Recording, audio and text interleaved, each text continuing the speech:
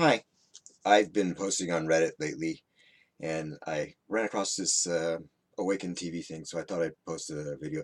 I've done this before. I posted some videos for because it's kind of an offshoot of Batgap. It was a Shiva, the convenience store, or something like that. But in it, a series of videos, a couple of them, where I was telling some of my stories more deeply, more intimately, and they're kind of a bit of a mess.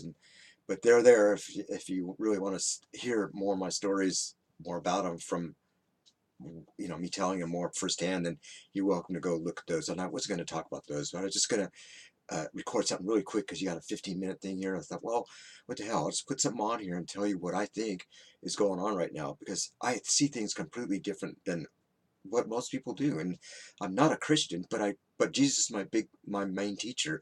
I'm not a Buddhist, but I see things in a Buddhist way. I kind of live that way a little bit. I'm I live kind of like a shaman, and even at work, I operate as a shaman. At my in my just my daily job, I run in ovens, and I learn from my teacher basically, and I'm doing the ovens in a different way than what they normally do, and I'm defying their science, and there's all these employees that are watching me do it, and it's actually quite amazing what's going on right now, right this time, and and this is something that's happening right now. So I'm not making this stuff up. It really is true, and my stories that I'm telling you, they're not exaggerated. They really are, and I can prove them all. Then but what's the point? Either you believe me or you don't.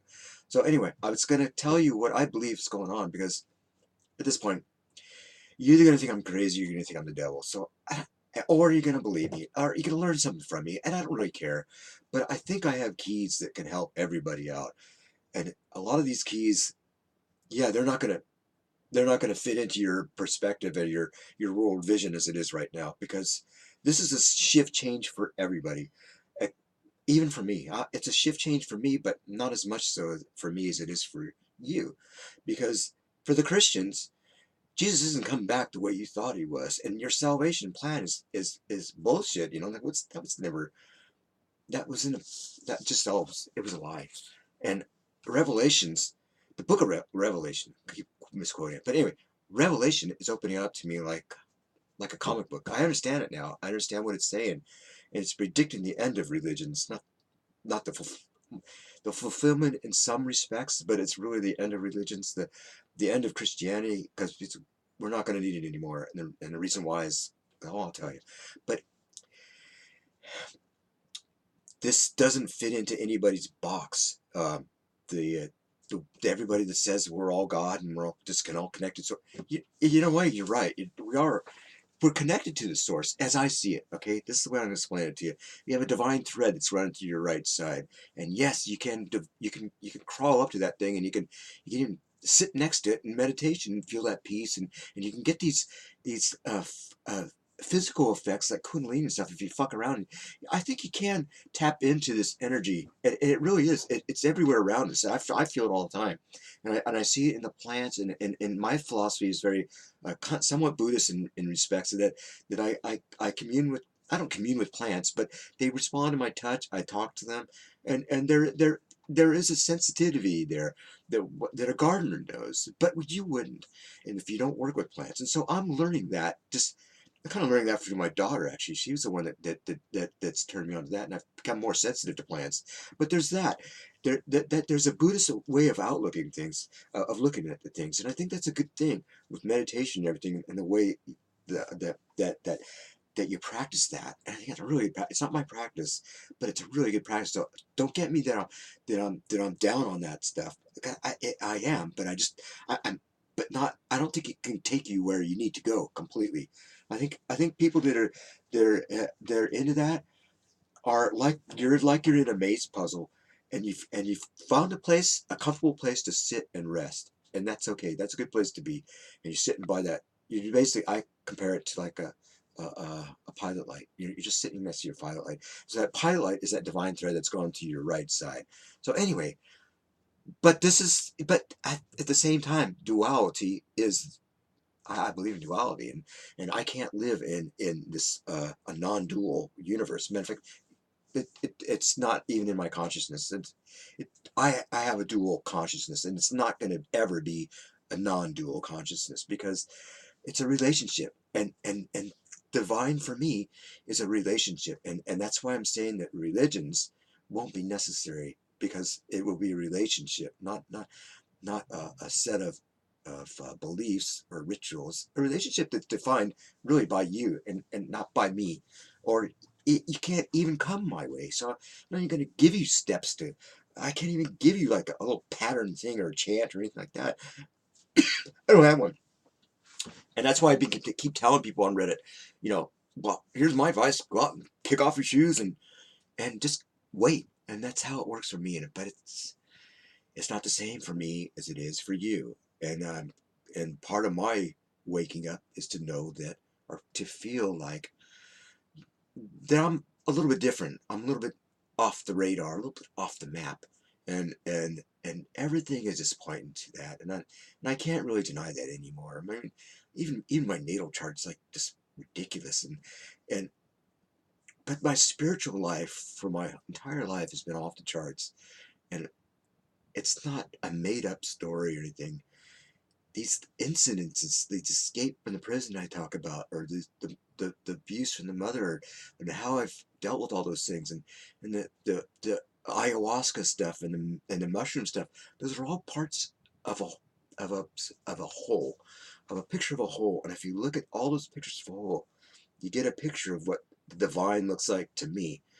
And the divine to me is really romantic. And so I've been pushing this, a romantic version of the divine that's really different than what you hear anywhere else.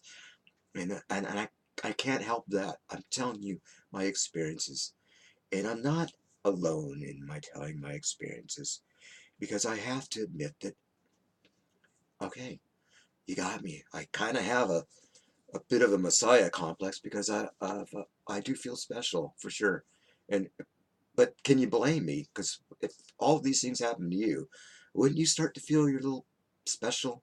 And then after your life is, I'm 61 and I'm 63, and I pull out my natal chart and it tells me, well, this is why. You kind of put two and two together. But so I'm a little bit more bolder to say, yeah, I think I'm special, but don't don't pin it on me, or think that that's this ego thing that's driving me. Because trust me, even if I have a messiah complex, this is just a part-time job. Saving the world is a part-time job. I still work at the factory. I still have to get a paycheck. I still work for insurance for my children, and that's where my other focus is at. My main focus, of course, is, to be honest, yeah, sure, I want to save the world. I can't help it. I have secrets. I have keys, and I'm trying to explain to God that you can fall in love with. Because basically, I'm saying the same thing as Jesus said. I'm forced to say the same thing as Jesus said. That, yeah, I think God's my father. And yeah, I'm not like him. I'm not like that guy. I'm the prodigal one, But I do think he's my father, because I've known him deeply and intimately my whole life. And if you can believe me, great. If you can't, it's okay. It's fine. But the keys are you. I believe what's possible for me is also possible for you. That's why I come on here and expose myself to ridicule or whatever, and say, well, this is how I know him. This is how I know him. And the reason why I do this is so that you can fall in love with him again. Why? Because you have to find a God you can love. The key to coming into this place where I am is you have to love God with all your heart. And he's gotten a shitty he's gotten a shitty reputation thanks to the Christians, and thanks to Islam, and everybody else that's been jumping on this thing. Even Judaism has gotten this hard-edged, brutal God that they're pushing. And that's just not the right version, I don't believe. And so I'm saying, hey, wait a minute. This is my mother, and she's not really like that. So if you can understand it from my point of view, that's all it is. It's not me trying to I'm trying to help. I'm trying to help and trying to show you God that you can love. And because I've found that the secret is a narrow gate, just like Jesus said. I'm saying exactly what Jesus said. He's my greatest teacher, but I'm echoing the same things he said. I'm not a Christian. I don't believe in the resurrection in that sense. I believe in reincarnation. Did he raise from the dead? Yeah, he probably did, but I think he died again, and he was buried. I think he lived a normal life after he rose from the dead and was buried and has been reincarnating ever since. And he was Adam. He'd been reincarnating. You only saw a peek of the Son of Man then. He revealed himself to him then for a specific reason. That was to lay down tracks, kind of like laying down tracks, you know. And so the tracks are laid. Nobody really understood them, but the tracks are laid. The books are passed out. Everybody's got the text manual.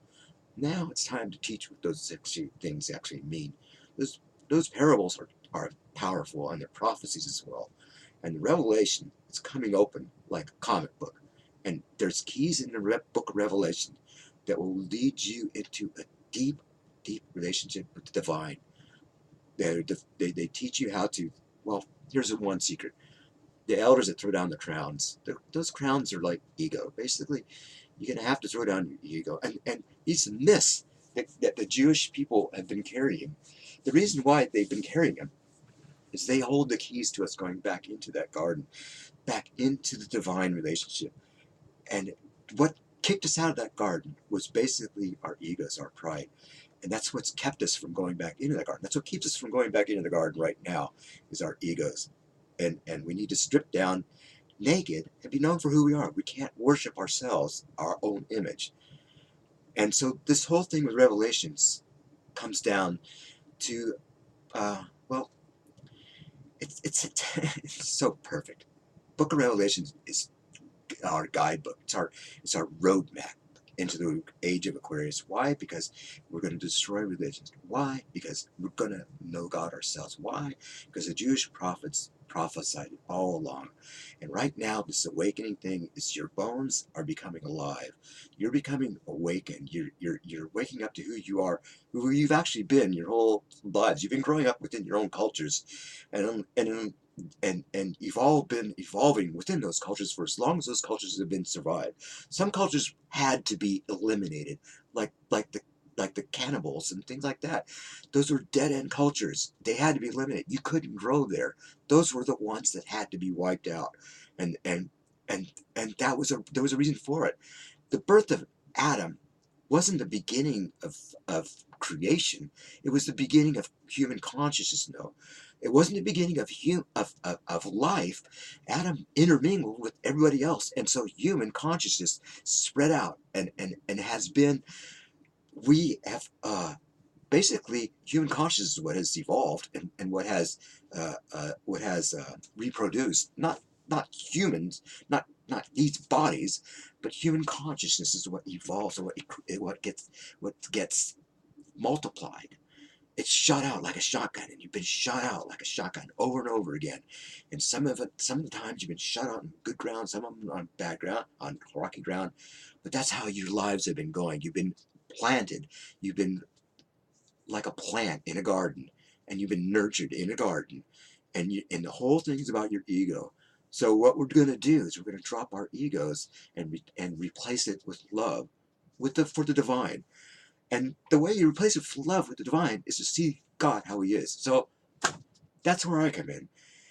My stories will tell you that God is a romantic God that He loves deeply. He's romantic, and especially to the Jewish people. He made promises to them. He's not going to break those promises. He's going to make those promises. Why? Because He's romantic. He loves them. And it's not their fault. All this shit that happened, it's not their fault. But this Trump guy is a false antichrist, and they're being shoved. It's being shoved down the throat. They need to be watched out for that. But anyway, this video, it can only be 15 minutes, and I got to end it really quick.